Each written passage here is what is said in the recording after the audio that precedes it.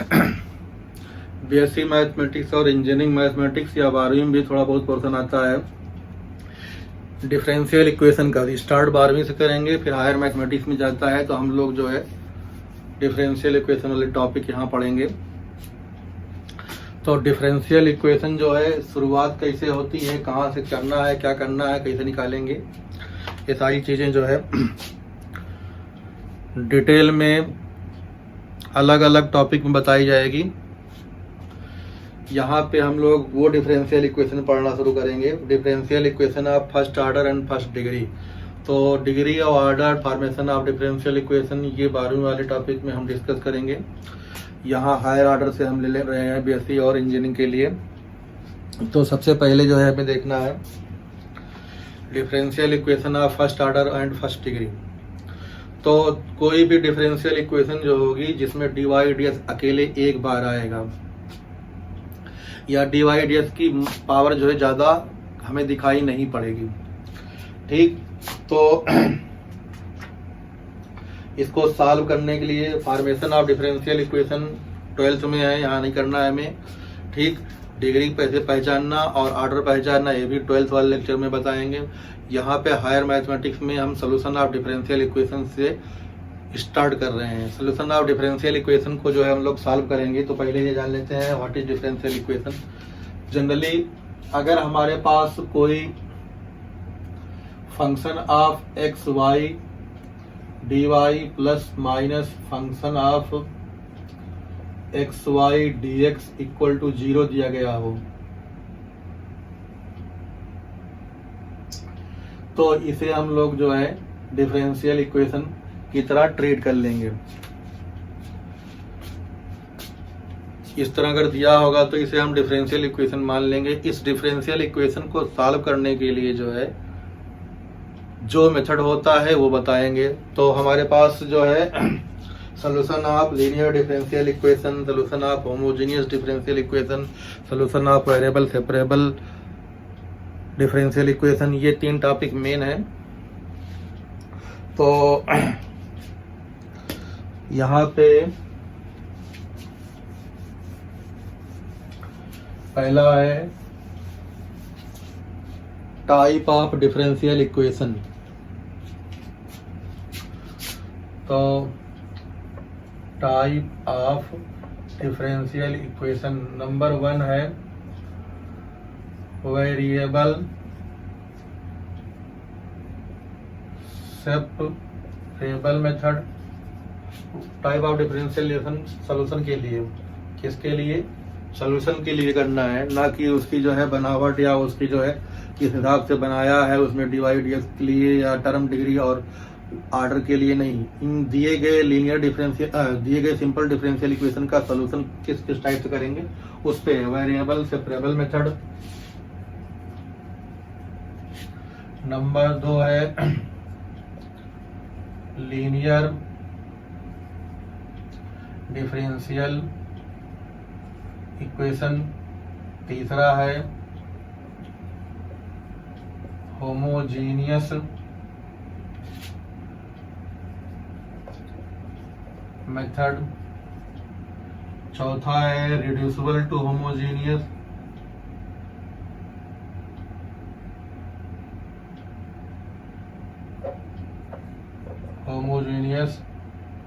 Method. पांचवा है exact differential equation method. और एक इसी में जो है और बढ़ा सकते हो रिड्यूसिबल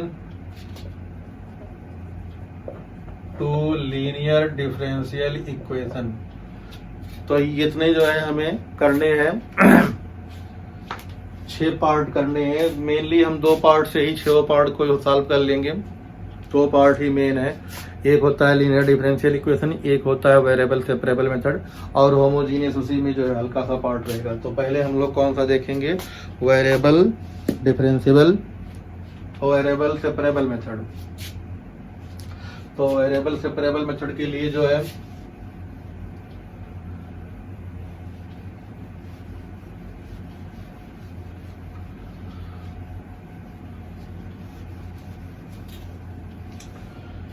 3 स्टेप से याद करने हैं इसके लिए।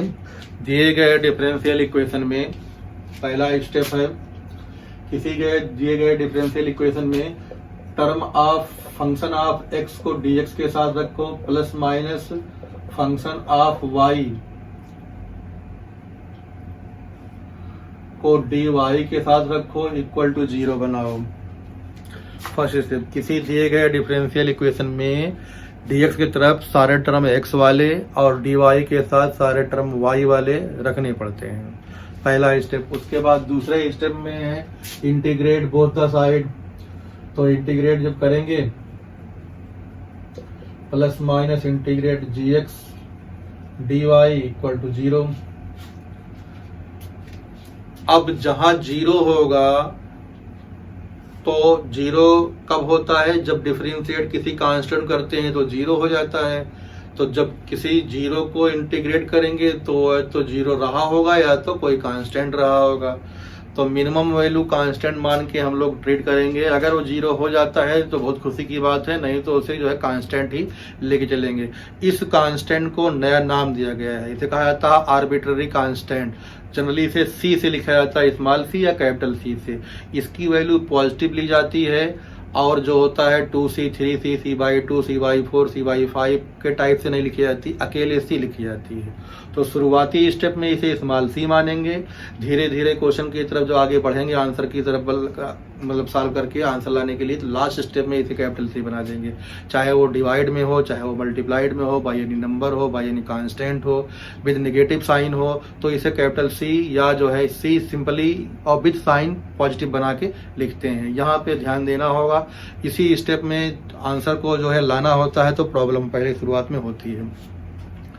तो C को लाने के लिए C शुरुआत में लेते चलेंगे, उसे स्मॉल c मानेंगे या उसके प्लेस पे कुछ नहीं लिखेंगे, हल्का सा C बनाते चले जाएंगे और आगे पीछे जगह छोड़ देंगे, उसमें मल्टीप्लाई डिवाइड करते जाएंगे।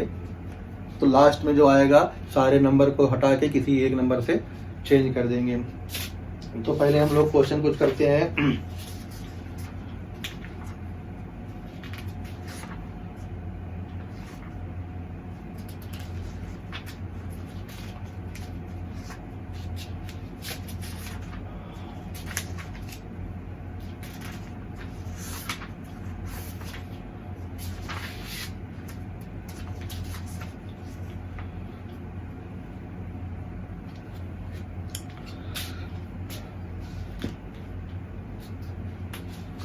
तीसरे स्टेप में हमारे पास यहाँ बताया था, तो ये जो है इंटीग्रेट होके यहाँ पे कैपिटल fx हो जाएगा और ये प्लस माइनस कैपिटल g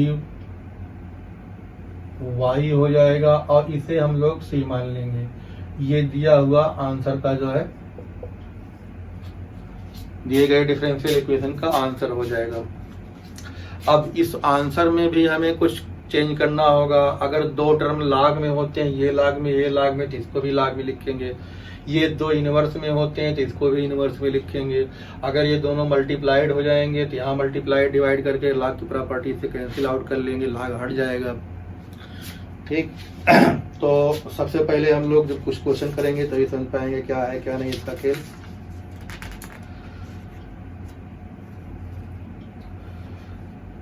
तो शुरुआत में इजी क्वेश्चन अगर करना है, solve the differential equation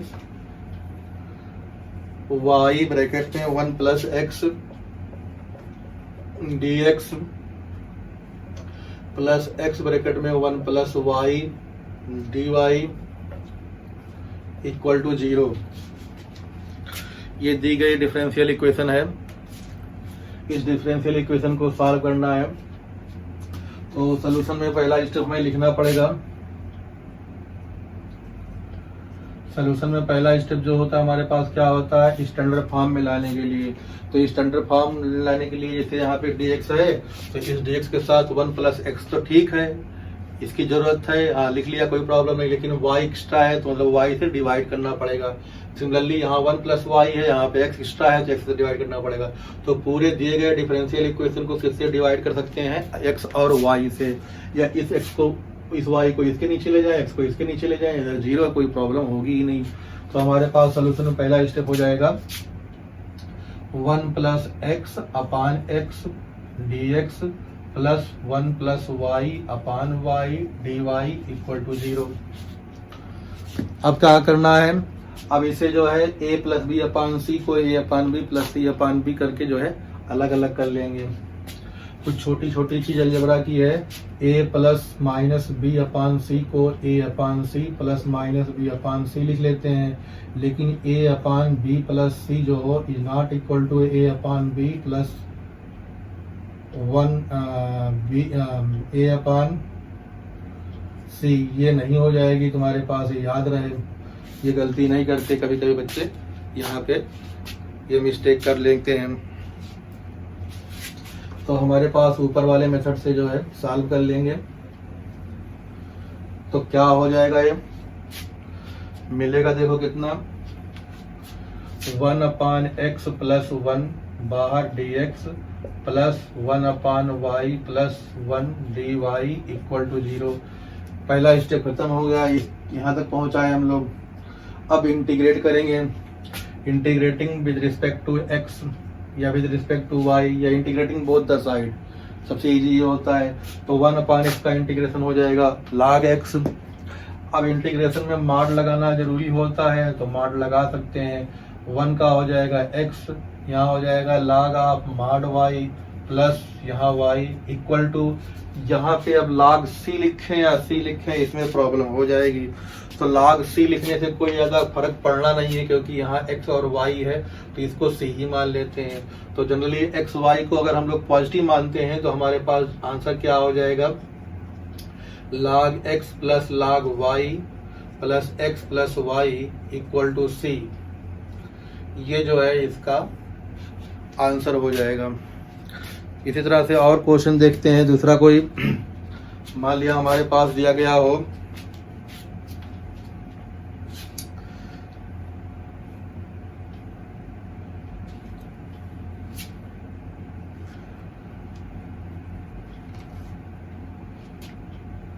x Y square plus X बाहर D x plus Y X square plus Y बाहर डी वाई इक्वल टू 0।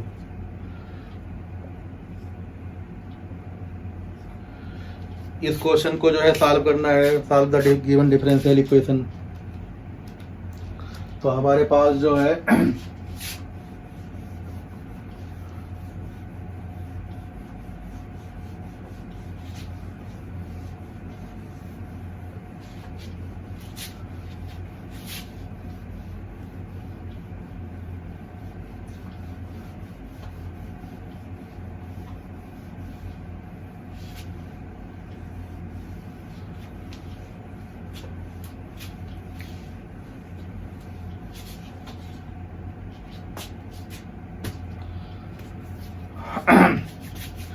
तो पहले इसे जो है वेरिएबल सेपरेबल मेथड के स्टैंडर्ड फॉर्म में जो है ब्रेक कर लें। तो स्टैंडर्ड फॉर्म में ब्रेक करने के लिए जो है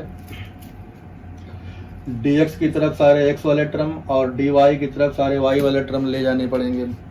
तो उस चीज के लिए हमारे पास यहाँ पे देखो, इसमें से x कॉमन हो जाएगा, इसमें से y कॉमन हो जाएगा पहले स्टेप में। तो जब यहाँ से हम लोग क्या करेंगे, x कॉमन निकालेंगे, तो हमारे पास x ब्रैकेट में क्या आ जाएगा 1 प्लस वाई स्क्वायर, और यहाँ कितना हो जाएगा dx प्लस यहाँ से y कॉमन निकाला तो 1 plus x square y dy equal to 0। फिर x और y से डिवाइड कर दें तो हो जाएगा 1 plus Y square upon y, और यहाँ पे नहीं, तो पहले dy है ना, इसलिए जो है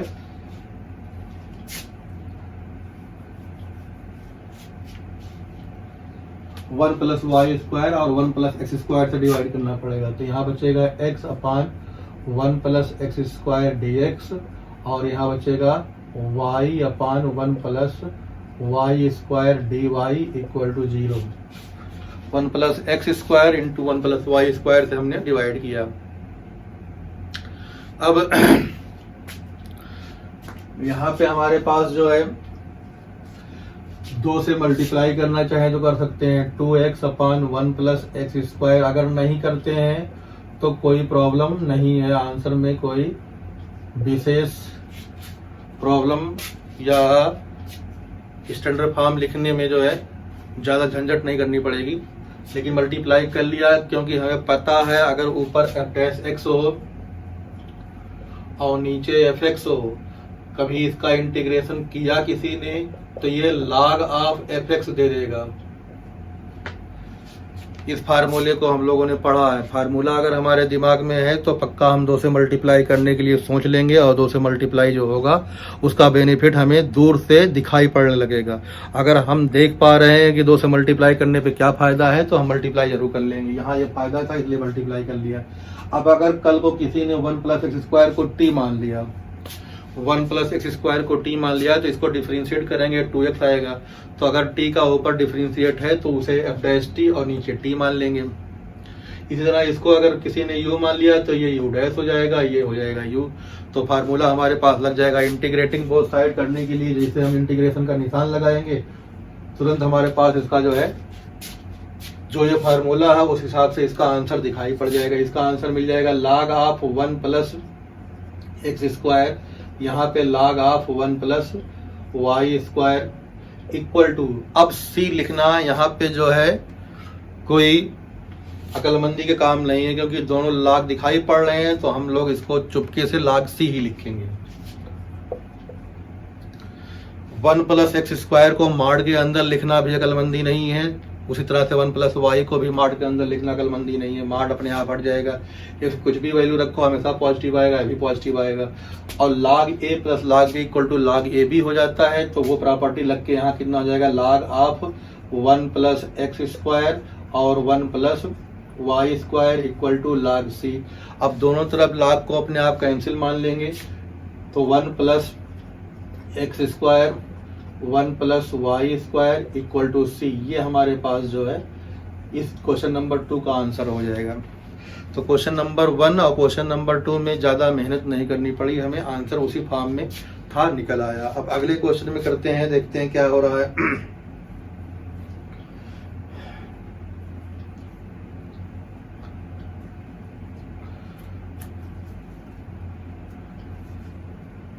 ट्रिग्नोमेट्री वाला कोई करना चाहे जिसमें सब्स्टिट्यूशन ट्रिग्नोमेट्री के टर्म हो तो हमारे पास जो है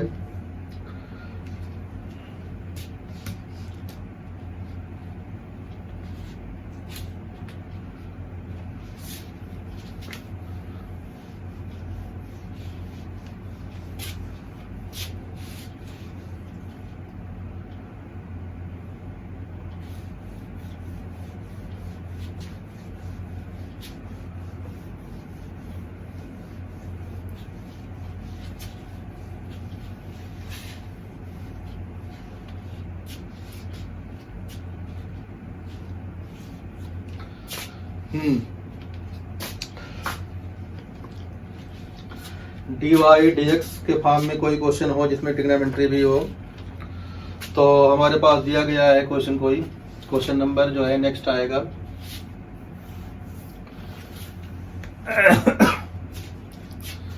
D y D x equal to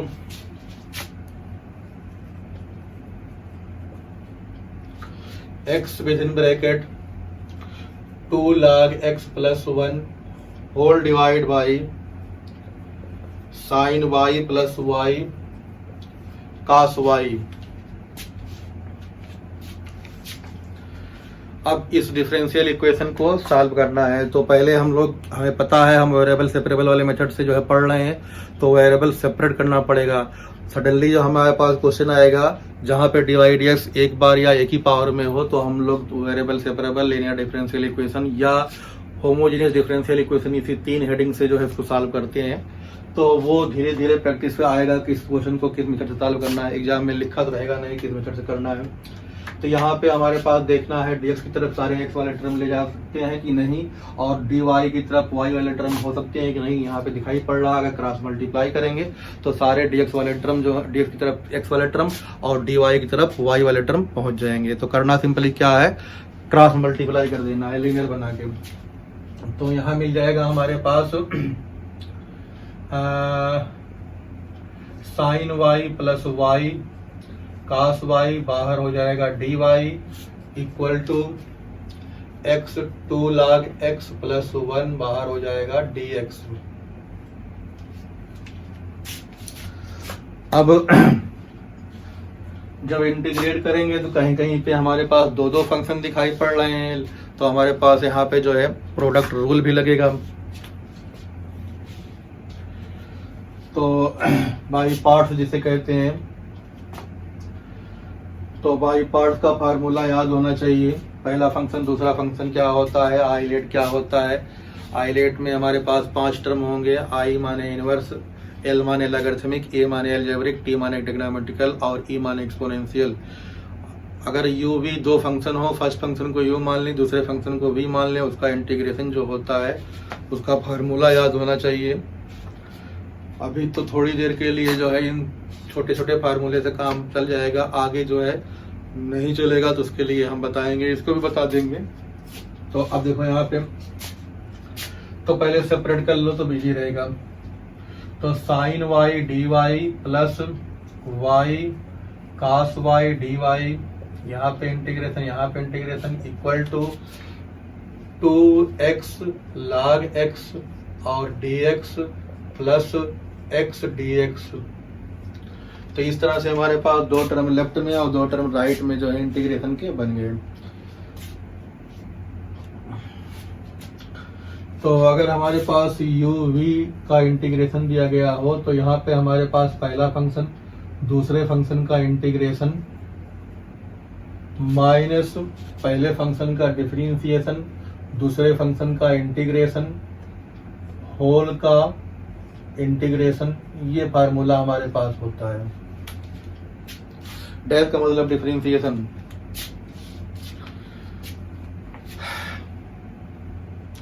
किसी को प्रॉब्लम हो तो पूछ सकता है, नहीं प्रॉब्लम है तो आगे बढ़े, जब टिपिकल होगा तो इसे एक्सपैंड करके और दूसरे लेक्चर में देखने पे इसका इजी फॉर्म और भी ढंग से दिया गया है, वहां से समझोगे। तो सीरीज फार्मूला या पावर फार्मूला या सक्सेसिव इंटीग्रेशन करके हमने बताया है, वहां मिलेगा। तो यहाँ पे साइन का इंटीग्रेशन माइनस कास होता है, तो माइनस कास वाई। अब यहाँ पे इसे फर्स्ट फंक्शन माने, इसे सेकंड फंक्शन माने, किसको फर्स्ट किसको सेकंड माने। आइलेट में अलजेब्रिक जो होता है पहले आता है, ट्रिग्नोमेट्रिकल बाद में आता है। तो वाई फंक्शन को साइलेंट किया यहाँ पे, और कास वाई को इंटीग्रेट करेंगे तो यहाँ साइन वाई हो जाएगा। बीच में क्या आएगा फार्मूले का, माइनस आएगा, ठीक। फिर पहले फंक्शन को डिफरेंशिएट करना पड़ेगा, y का डिफरेंशिएशन 1 होता है, तो ये माइनस और ये वाला इंटीग्रेशन आया, ये इसके तरफ पे कितना आ गया, 1 आ गया।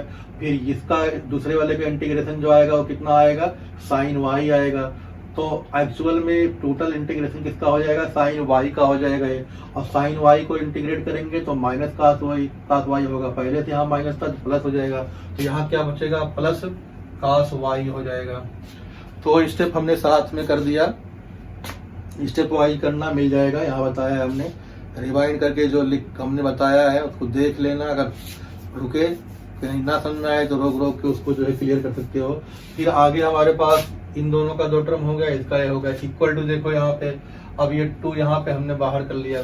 x log x आइलेट में अलजेब्रिक x है और लॉगरिथमिक l है, तो ILATE l logarithmic first function हो गया और x जो है सेकंड फंक्शन होगा। इसे क्या मानेंगे हम लोग, ये हमारे पास फर्स्ट फंक्शन होगा और ये क्या होगा, सेकंड फंक्शन होगा। तो log x को इसे हमने कर लिया और x को इंटीग्रेट करेंगे तो x² 2 होगा, कितना होगा, x² 2। फार्मूले का माइनस आएगा, पहले वाले फंक्शन को डिफरेंशिएट करेंगे तो log x का डिफरेंशिएशन कितना होता है, 1/x होता है, और x² 2 मल्टीप्लाई में होगा तो 1/x इंटू x² 2, तो x/2 हो जाएगा। उसका इंटीग्रेट करोगे तो x² 4 हो जाएगा, कितना हो जाएगा, x² 4 हो जाएगा। और प्लस इसका कितना होगा, x² 2 होगा और एक कांस्टेंट आ जाएगा। हमारे पास यहाँ मिला क्या, देखो y साइन y, पहले पॉजिटिव वाले को हमने लिख दिया और ये वाला कैंसिल आउट हो जाएगा, इक्वल टू ये 2 इस 2 से कैंसिल आउट हो जाएगा तो एक्स स्क्वायर log x हो जाएगा, ये 2 इससे मल्टीप्लाई होगा तो बचेगा 2, तो माइनस एक्स स्क्वायर बाई 2 हो जाएगा, plus x square by 2 plus C, यहाँ से ये कैंसिल आउट हो जाएगा। तो हमारे पास y sine y equal to X square log x plus C, इसका आंसर आएगा।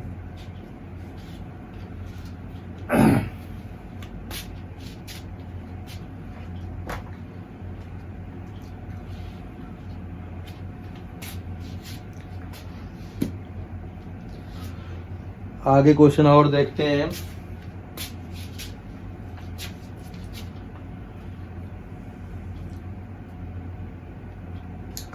सेक square X tan Y D X, sec square X tan X D X, sec square X tan Y D x plus sec square Y और tan X D Y equal to 0। Trigonometry आ गई यहाँ पे भी दी, यहाँ पे भी trigonometry है। अब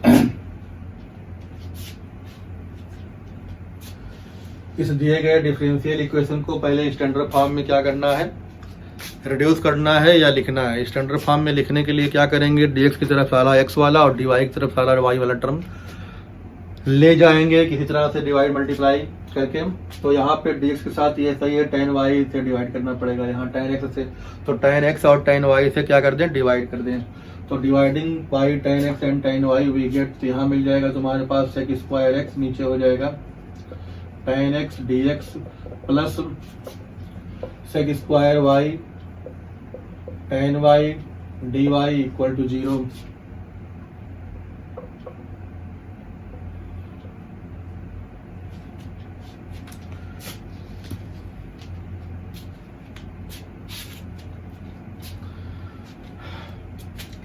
अब हमारे पास नीचे अगर इसको कोई t मान लिया तो ये क्या हो जाएगा, dt हो जाएगा, नीचे fx ऊपर f डैश x हो जाएगा, तो हमारे पास log ऑफ fx हो जाएगा। जैसे इसको इंटीग्रेशन का हम लोग लालच देंगे तो ये कहेगा बहुत खुशी की बात होगी मेरे लिए, मैं तुरंत जो है log ऑफ tan x और log ऑफ tan y बन जाऊंगा।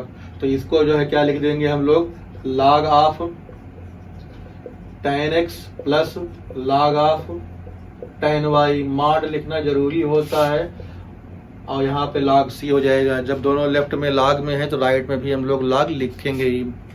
अब जब दोनों को मल्टीप्लाई करेंगे तो यहाँ पे हमारे पास tan x into tan y हो जाएगा। अब x और y जो होंगे ये जूम किए जाते हैं कि जो है एक्यूट एंगल होंगे और पॉजिटिव होंगे। tan एक्यूट एंगल जो होता है वो क्या किया जाता है, पॉजिटिव होता है, इसलिए इसको मॉड हटा सकते हैं। इक्वल टू यहाँ पे हो जाएगा log c। कुछ चीजें सुनने से ही आएगा, कहीं लिखा नहीं मिलेगा, क्यों हटा या हमने बता दिया। अब इतना लिखना है, यहाँ पे बहुत लंबा लिखना पड़ेगा, इतना नहीं लिखेंगे। एक दो बार इसको सुनो समझो तभी समझ में आएगा क्यों हटाया गया है। ये जूम किया जाता है क्वेश्चन में कि दिया गया है एंगल जिसे tan x या sec x होगा, x क्या होता है, एंगल होता है। जब तक कोई इन्फॉर्मेशन नहीं होती है तो उस एंगल को हम लोग क्या मानते हैं, एक्यूट एंगल मानते हैं। और फर्स्ट क्वाड्रेंट में सारी 6 ट्रिग्नोमेट्रिकल रेशियो की वैल्यू क्या होती है, पॉजिटिव होती है, इसलिए मॉड हटा है। अगर कहीं ये पूछा गया why we have not a sign mod sign here या why we remove the mod sign here, give answer, तो यहाँ से मिलेगा, कहीं और मिलना नहीं है इसका आंसर। तो फिर यहाँ से log हटाएंगे मिल जाएगा हमारे पास tan x tan y equal to c। इस भीड़ भाड़ वाले जमाने में हर चीज का आंसर हर जहाँ मिलना मुश्किल है। तुम लोग ढूंढते हो कि इसकी वैल्यू कितनी होगी, इसकी वैल्यू कितनी होगी, हमारे गूगल बाबा या हमारे यूट्यूब पे मिल जाएगा, ढूंढ के लाते रहो, कहीं नहीं मिल रहा है। कुछ चीजें कुछ स्पेशल लोग के पास ही मिलती है। जैसे यहाँ पे एक चीज है हर जहाँ नहीं बताई जाएगी, अगर किसी ने सुन लिया तो उसका फ्यूचर है। एक चीज से क्या हो गया, प्लस पॉइंट बन जाएगा। ये हमेशा कहीं ना कहीं काम आ सकता है। ठीक, किसी इंटरव्यू में या कभी कोई ऐसी चीज़ आएगी जहाँ पे इसी चीज़ से उस बच्चे को या उस बंदे को लाखों या करोड़ों में भीड़ से आगे निकलने के लिए मौका मिल जाएगा। तो ये ज़रूरी है कि देखना और अच्छे ढंग से किसी चीज़ को देखना और अच्छे लोग का देखना। ये नहीं है कि सबका देख लिया, आंसर निकल आया तो खुश हो गए, बैठ गए, नंबर मिल गया, अच्छा है। नंबर लाने के लिए कोशिश करनी चाहिए, अच्छी बात है, लेकिन अगर प्रॉपरली देखोगे अच्छे नंबर भी मिलेंगे। Come to the point. फिर अगला क्वेश्चन देखते हैं।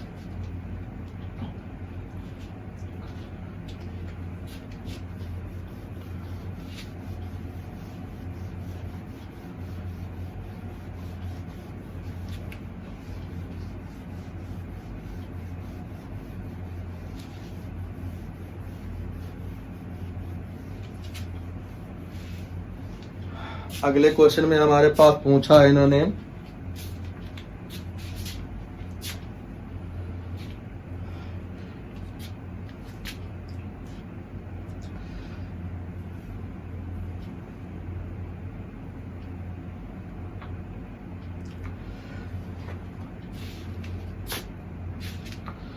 3e⁻x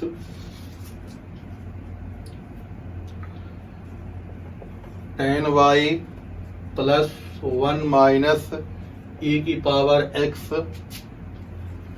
sec स्क्वायर y और dy dx इक्वल टू 0।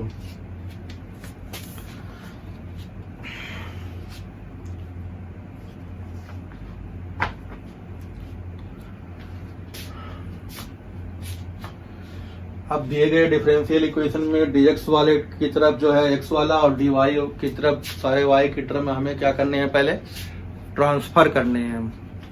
तो उसके लिए हमारे पास यहाँ पे जो है ये क्रॉस मल्टीप्लाई होकर dx यहाँ आ जाएगा, लेकिन tan y नीचे भेजना पड़ेगा, तो ये भेजना पड़ेगा नीचे ये। तो dx से मल्टीप्लाई करें और tan y और 1 माइनस e⁻x से भी डिवाइड करें। तो हमारे पास कुछ क्वेश्चन इस तरह से सेट होकर दिखाई पड़ेगा।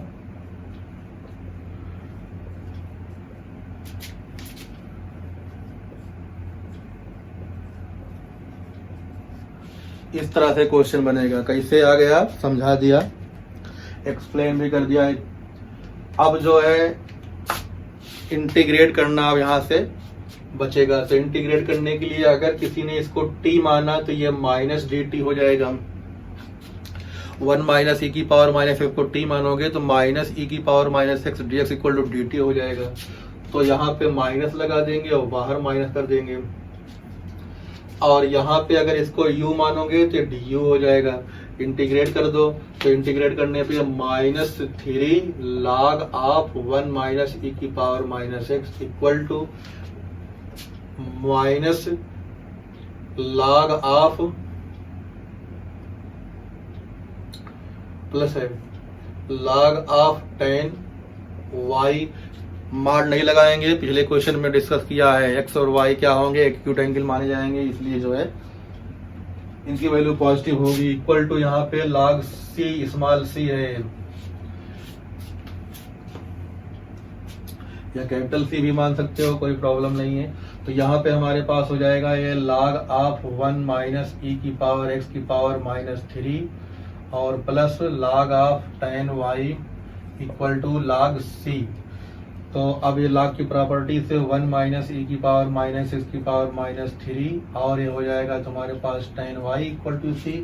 तो tan y इक्वल टू हो जाएगा c 1 माइनस e⁻x की पावर 3। ये इसका प्यारा सा आंसर बन जाएगा।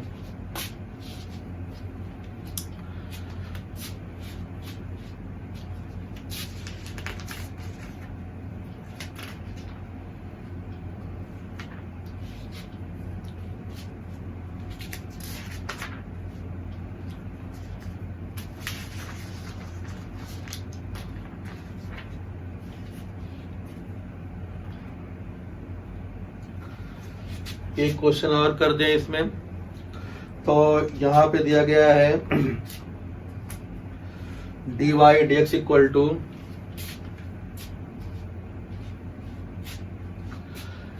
या बाकी तुम लोग जो है इसको करना, जहाँ ना निकलेगा तो हो जाएगा। अब आगे हम लोग अगले वाले में पढ़ेंगे homogeneous differential equation. Homogeneous differential equation दो टाइप में होता है, टाइप 1 थोड़ा इजी होगा, टाइप 2 जो है थोड़ा टिपिकल होगा। उसकी तैयारी कर लेना, अगर जिसको जो है उसमें देखना होगा जहाँ प्रॉब्लम होगी। पार्ट 2 में जो है differential equation, simple differential equation part 2 में हम लोग कल देखेंगे होमोजेनियस डिफरेंशियल इक्वेशन।